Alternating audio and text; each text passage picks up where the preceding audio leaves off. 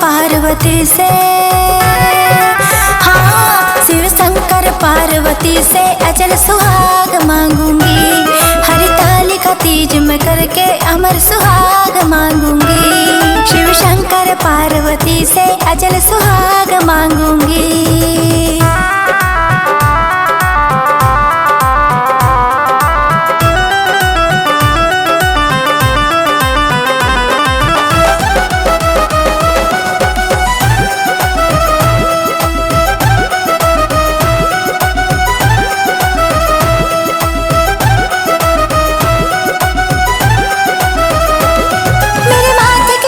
चमकती रहे मेरे माथे पे चुनरी सजती रहे।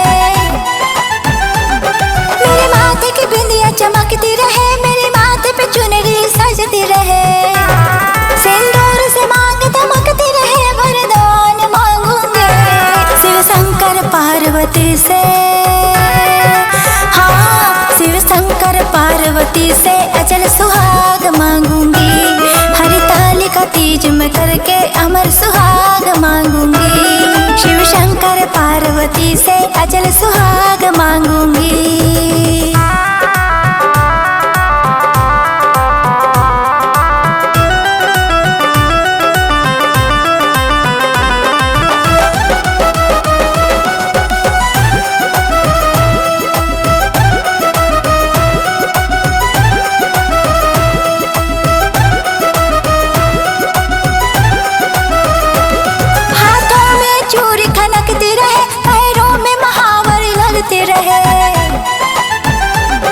हाथों में चूड़ी खनकती रहे, पैरों में महावर लगते रहे।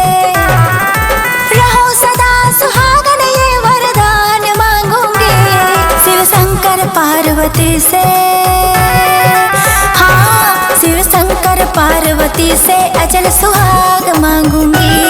हरितालिका तीज में करके अमर सुहाग मांगूंगी।